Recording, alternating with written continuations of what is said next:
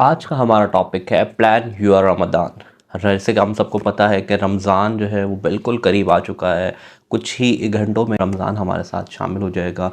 हम रमज़ान के इस बाबरकत महीने में दाखिल हो जाएंगे।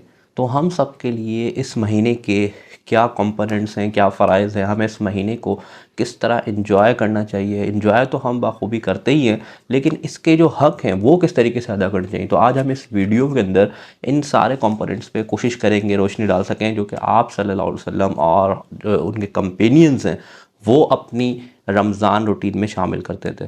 उनकी तो रेगुलर लाइफ भी बहुत ज़्यादा इबादत के करीब होती थी, लेकिन अल्लाह ताला ने हमें ये मंथ क्यों दिया है, इसके पीछे रीज़न क्या है।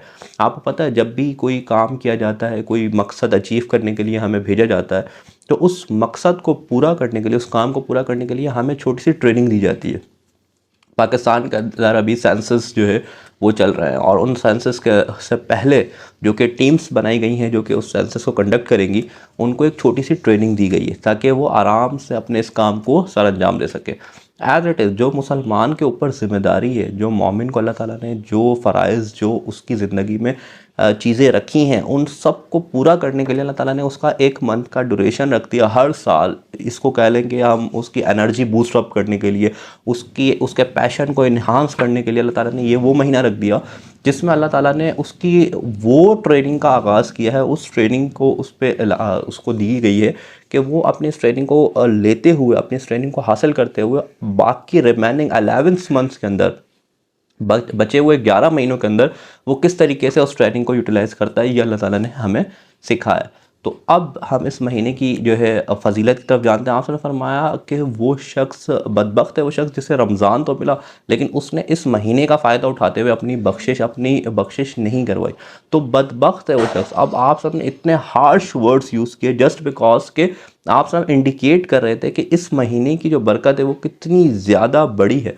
तो हमें क्या करना चाहिए, हमें अपनी रूटीन सेट करनी चाहिए ताकि इसके साथ साथ, इस महीने के साथ साथ हम अपने 11 मंथ की भी तैयारी करें। सिर्फ रमज़ान में हमें इबादत नहीं करनी, रमज़ान में हमें नमाज़ें और हमारे दूसरे दीगर अज़कार जो है उनको अडॉप्ट नहीं करना। रमज़ान में तो हमें उसकी प्रैक्टिस करनी है, और उसके बाद हमें उसको प्रैक्टिस को, उस प्रैक्टिकल को 11 महीने तक एक्सटेंड करना है, और वो तभी होगी जब हम प्रॉपर इसकी एग्जीक्यूशन रमज़ान के अंदर करेंगे। एक और फ़ायदा जो हमें मिलता है रमज़ान में, कि सबसे बड़ा जो हमारा दुश्मन है शैतान, वो इस महीने में कैद होता है। तो आई डोंट थिंक सो कि इस महीने के अलावा हमें कोई और महीना ऐसा मिल सकता है जिसमें हम अपनी तमाम जो है स्किल्स को यूज़ करते हुए दीन इस्लाम में बहुत ज़्यादा बूस्ट कर सकते हैं, बहुत ज़्यादा आगे निकल सकते हैं। और ये असल हमारी कामयाबी भी है और असल हमारा काम भी है। तो हमें क्या करना चाहिए, हमें पहले तो एक स्केड्यूल बनाना चाहिए कि हम रमज़ान में क्या करेंगे, रमज़ान में किस तरीके से इबादत की तरफ जाएंगे। सबसे बेसिक पॉइंट मैं आपको बताऊँ, इस दफ़ा जो रमज़ान आ रहा है वो वर्किंग मंथ में आ रहा है। वर्किंग मंथ में आने का मतलब ये कि अब हमें स्कूल, यूनिवर्सिटी, कॉलेजेस भी जाना है, अपनी जॉब पे भी जाना है, और उसके साथ इबादत को भी टाइम देना है। तो मेरे हिसाब से सबसे बेहतरीन ये है कि आप अपने टाइम को बहुत ज़्यादा मिनिमाइज़ करें कि किस तरीके से आप अपने वर्किंग को और अपनी इबादत को को रिलेट करा सकते हैं। इससे हमें फ़ायदा क्या होगा, इससे हमें फ़ायदा होगा कि हम रमज़ान को प्रॉपर यूटिलाइज़ भी कर लेंगे। एक तैयारी तो हमने रमज़ान की हुई है, वो क्या है कि भाई सुबह सैरी करनी है ख़तरनाक किस्म की, पेट का जो है, अब मैदे का, स्टमक का जो सारी बाउंड्रीज़ हैं उसे हमें क्रॉस कर देना है। और इसी तरीके से फिर उसके बाद हमें जो है मुंह बंद कर लेना है, सिर्फ़ और सिर्फ जो है अपना जो है आप शाम के वक्त तक, और शाम जैसे ही रोज़ा खुलने की देरी है देन हमें फिर स्टमक की सारी बाउंड्रीज़ क्रॉस कर देनी है। हमारे नज़रिए में यही इबादत है, लेकिन अल्लाह ताला ने इसको सख्त नापसंद फरमाया। आपने फरमाया कि अल्लाह ताला को तुम्हारी भूख और प्यास से कोई गर्ज नहीं, अनटिल अनलेस कि तुम अपनी ज़बान पे और अपने तकवे पे काबू नहीं रख सकते। तो तकवा क्या है, तकवा हमें यही दर्ज देता है कि हमें इस भूख और प्यास के साथ साथ हमारी नमाज, उसके अंदर की सुन्नत नवाफिल, और इस ड्यूरेशन नमाज, फ़र्ज़ नमाज की ड्यूरेशन के बीच में हमें क्या करना है, हमें ज़्यादा से ज़्यादा अस्कार करने हैं, हमें ज़्यादा से ज़्यादा दुरूद व सलाम पढ़ना है। अल्लाह ताला को कोई पसंदीदा दुआएं जो हैं, ठीक है, मैं रिकमेंड करता हूँ आप लोगों के अंबिया की जो दुआएं, ठीक है, हज़रत मूसा अलैहिस्सलाम की दुआ, हज़रत ईसा अलैहिस्सलाम की दुआ, जो कि उन्होंने अपने मुश्किल वक्त में, क्योंकि सबसे बेहतरीन दुआएं जो हैं ये वो दुआएं जो अंबिया कराम की, जो डायरेक्ट इंडिकेट करती हैं प्रॉब्लम के साथ और रिलेट करती हैं हमारी अभी की प्रॉब्लम्स के साथ भी। तो मेरे हिसाब से हमें क्या चाहिए कि हमें उन सारी दुआओं को नोट डाउन करना चाहिए, और उन दुआओं को नोट डाउन करने के बाद हमें क्या करना चाहिए, उन दुआओं की प्रैक्टिस करनी चाहिए, उनको मेमोराइज़ करना चाहिए। आप नमाज में भी अपने एक तसलसल बना लें कि नमाज में सूरह इखलास के एक्सेप्ट भी आप कुछ छोटी छोटी दुआएं जो है वो याद कर लें और उनको सूरह इखलास के साथ मिलाएं। अपनी जो है अपना जो क़याम है उसे लंबा करें, क्योंकि लंबा क़याम अल्लाह ताला को पसंद है, लेकिन उसके साथ थोड़ी सी आप जो है उनकी ट्रांसलेशन भी देख लें उन वर्सेस की जो कि आप पढ़ें, ताकि आप अल्लाह से कम्युनिकेट कर पाएँ, जो कि नमाज का असल मकसद भी है। तो इस रमज़ान में हमें क्या करना है, रमज़ान में हमें अपनी इबादत को ज़्यादा से ज़्यादा टाइम देना है, ना सिर्फ ज़्यादा से ज़्यादा टाइम देना है बल्कि उस जो कुरान का हकीकी मकसद है, जो उसकी ट्रांसलेशन है, उसकी तफसीर है, उसको भी सीखना है।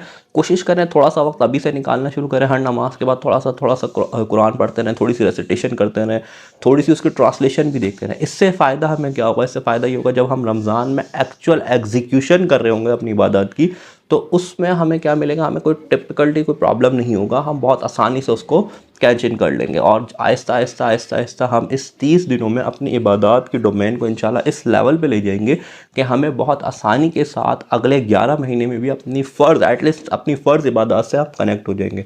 रमज़ान का मकसद भी ये कि हम दीगर इबादत को इतना बढ़ा दें कि अगले 11 महीने में एटलीस्ट हम वर्किंग के लोड से या कोई कुछ भी हमारी लाइफ में सर्कमस्टेंसेस चल रहे हैं उन सबको साथ लेके जाते हुए भी अपनी फ़र्ज़ इबादत से दूर ना हो। जैसे कि आज का मुसलमान इवन नमाज से ही दूर है, जो कि इतनी कंपलसरी कि हम सोच भी नहीं सकते, उसकी कोई रियायत कोई रिलैक्सेशन नहीं है, लेकिन हम उसको बहुत आसानी से स्किप कर देते हैं। तो इस रमज़ान की वजह से हम अपनी इबादत में इतना स्ट्रांग हो जाएंगे, इतना ज़्यादा जो है उसके साथ लिंक्ड इन हो जाएंगे कि हमें आगे वाली लाइफ में हमारे 11 जो मंथ हैं रिमेनिंग, उसमें एटलीस्ट हम आहिस्ता आहिस्ता अगर हम इबादत से दूर होते भी जाए तो एटलीस्ट हम फ़र्ज़ इबादत से दूर ना हो, जो कि हम पे कंपल्सरी या मैंडेटरी, जिनको हम छोड़ने का सोच भी नहीं सकते। तो आप सबसे यही गुजारिश है कि कोशिश करें अपने रमज़ान को प्लान करें, उस प्लान के अंदर आपने कुरान को भी टाइम देना है, आपने ज़िक्र अस्कार को भी टाइम देना है, आपने नवाफिल को भी टाइम देना है और अपनी वर्किंग कैपेसिटी बिल्कुल कम कर दें। वैसे अल्हम्दुलिल्लाह हम मुसलमान हैं, पाकिस्तान में रहते हैं, तो हमारे यहाँ पे तमाम डिपार्टमेंट्स का ड्यूरेशन जो है वो कम हो जाता है,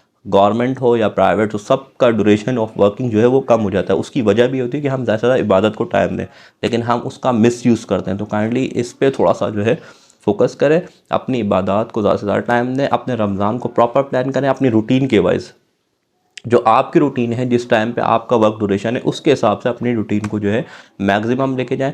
ख़ास तहज्जुद हमें एक बड़ा बेहतरीन तोहफ़ा जो अल्लाह ताला ने दिया है, उस तोहफ़े को एग्जीक्यूट करने का वक्त भी रमज़ान है।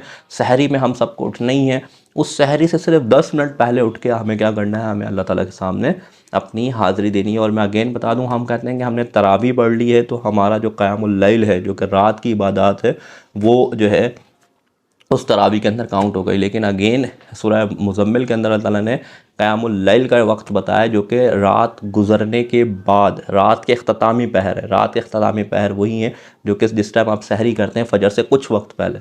तो ये वाला टाइम अल्लाह ताला ने क़यामुल लैल के लिए पसंद फरमाया है। तो हमें इसी टाइम जो है कोशिश करना है कि इस टाइम भी हमारा जो वक्त है तो वो ज़्यादा से ज़्यादा खाने पीने के अलावा हमारा ज़्यादा से ज़्यादा इबादत के साथ हो, ज़िक्र अस्कार के साथ हो। हमारी कोशिश ये हो कि हम अल्लाह ताला को इस महीने में इतना सेटिस्फाई कर लें कि इंशाल्लाह अगले 11 महीने में अल्लाह ताला हमारे लिए आसानियाँ, हमारे लिए आगे अपॉर्चुनिटीज़ रखे। Thank you so much, stay connected.